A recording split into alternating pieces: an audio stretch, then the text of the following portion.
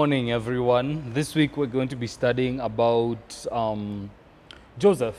And in the month of November, we've been studying about self-control and self-discipline, how to build a character. Remember in week 1, we talked about Nehemiah, and we spoke in class about how you are like a city. So like a city whose walls are destroyed is a man without self-control, paraphrase. So you're a city, you need to protect yourself, you need to protect your gates, protect your eyes, protect your ears, because what you feed on will grow inside you and it'll come out 10 times, 100 times what you put in. Next, week 2, we spoke about self-control again. We said about how you're supposed to be disciplined like someone who's running a race, and we learned from the emperor penguins about how to live a more disciplined life, that there are things you can do, but there are things you shouldn't do because they don't help you achieve God's purpose for your life. So just like everyone, just like runners run a race, even you have a race, and that race is your destiny and your purpose in life, that you are running towards that goal, and you don't run aimlessly, you run with focus. And we said Joseph, he has a goal. His goal is to protect Israel while they're in Egypt so that they grow to become a nation through which the Messiah, who's Jesus, will come. So this week, we're talking about self-discipline again, and we're going to learn from the lesson of Joseph, specifically what he does in Potiphar's house. So you remember, as we spoke about in class, and we're reading from Genesis 37, from verse 1 to verse 23.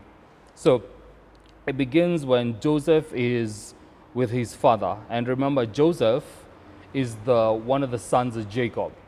And Jacob, who is called Israel, he has, 11 other sons. But he marries 2 wives, the first one called Leah and the second one called Rachel. He really wants Rachel, but his father-in-law Laban makes a bunch of shenanigans to where essentially he lies to Jacob so that he will take Leah first. And because in this land we don't marry the younger one before the elder one. So he takes Leah first for his wife because he's duped, and then he works another 7 years to have Rachel. But when he has Rachel, he's very happy, and immediately Joseph is born. He's like, I have something out of this, and then he moves out of Laban's house.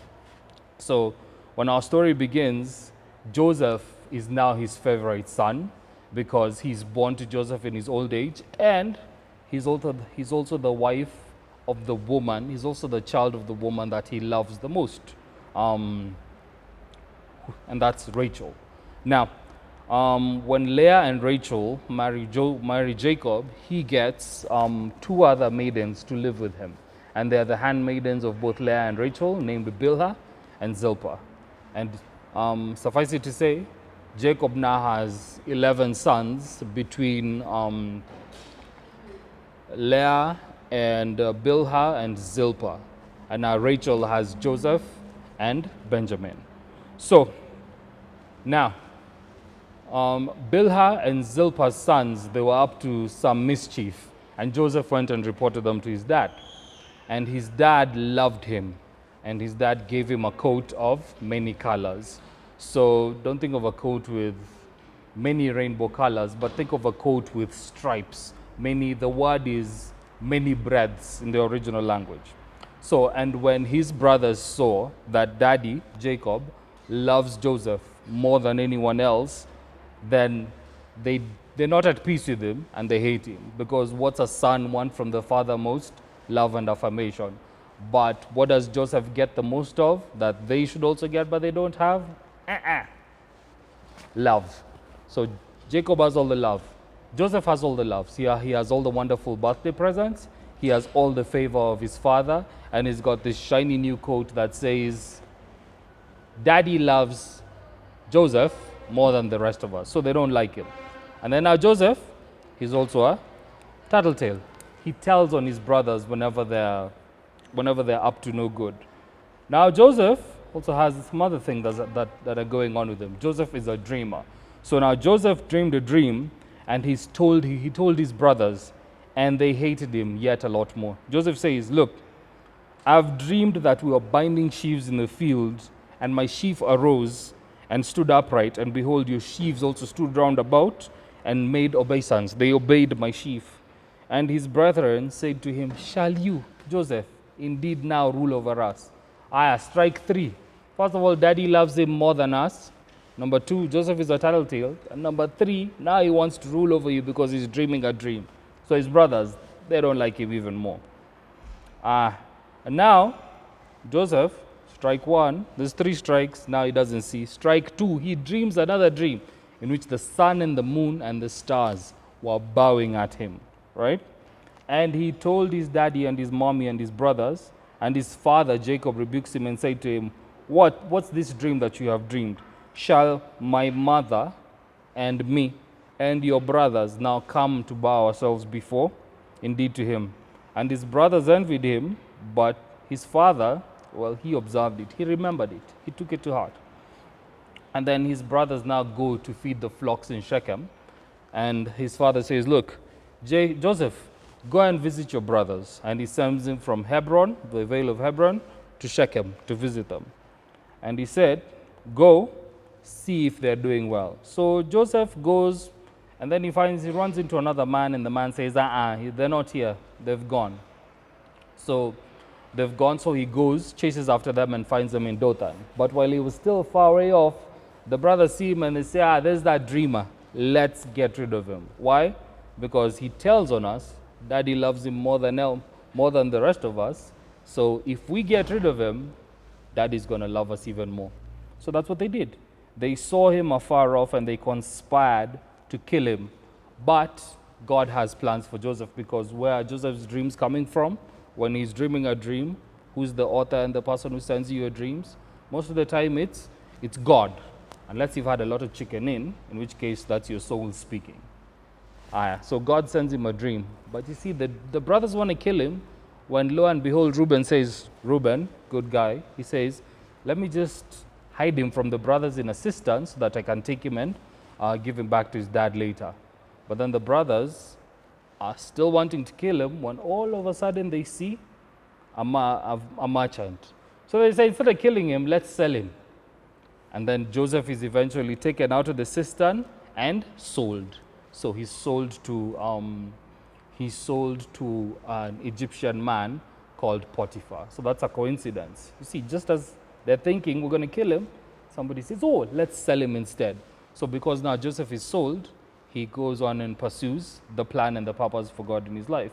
Now Joseph is taken eventually to the house of an important Egyptian man, captain of the guard, called Potiphar. Now, in Potiphar's house, God is with Joseph. So everything Potiphar does in his household prospers. And Joseph, Joseph is a good employee. He's not only good, he's so good that Potiphar says, because of you, I can relax. So I will take it easy, and I'll leave everything in your charge. You see, but Joseph is also made handsome. He's a handsome boy. And Potiphar's wife, she sees him and says, hey, Joseph, you're looking really good. Come and lie with me, you see. And because Potiphar's wife is married to Potiphar, she's supposed to lie with Potiphar. But now she sees Joseph, her eyes like Joseph, because he's handsome, and she wants to lie with Joseph. Joseph knows that it's wrong. But the first time she says, Joseph gets away. The second time, the third time, he's always saying no, because he says, look, my master has given me everything in this house and my master trusts me. So I can't be sleeping with his wife. You see? But then, she cannot be denied, because there's something that controls Potiphar's wife, and that's lust. And that leads her to adultery. But you know what Joseph does? Even after she says, come lie with me, come lie with me, come lie with me. Joseph, you look good. Joseph says, no, we won't do that, because that's not right. But see, the thing with lust is that when you entertain it, it grows and you feed it. It's like a monster. It continues to grow. And once you've fed it, it can't take any more. It has to get out. So Potiphar's wife now waits for a time when they're alone together in the house. and she says, I'm going to take this man for myself. But what does Joseph do? He runs. You see? So if you're a big person, the offer that Potiphar's wife is making, no one's going to see is something that's really enticing. But Joseph is self-controlled. He says no. And because Joseph ran away and said no, he ended up in jail. But later on, God elevated him to where he is Prime Minister of Egypt. But if Joseph wouldn't have said no, then God's mission to preserve Israel and to make him a country, even as to take him to Egypt to protect them from the famine and make him a country, that mission fails. So today we're learning another element of self-control. There's something bigger in the design that God has planned, and it all relies on you exercising and acting with self-control, just like Joseph. You say no to those times, and you say no to the temptation, and you run away, and God's plan and purpose for your life that he wants to do even something bigger through, it remains and it's preserved, just like Joseph. So Joseph now goes on and he's blessed. He becomes second in command over all of Egypt, and he preserves his family, and he preserves the entire lineage of the Messiah through which Israel is supposed to come through. So today's memory verse is going to come from Hebrews 12 verse 11. No discipline seems pleasant at the time of it, but painful. Later on, however, it produces a harvest of righteousness and peace for those who have been trained by it.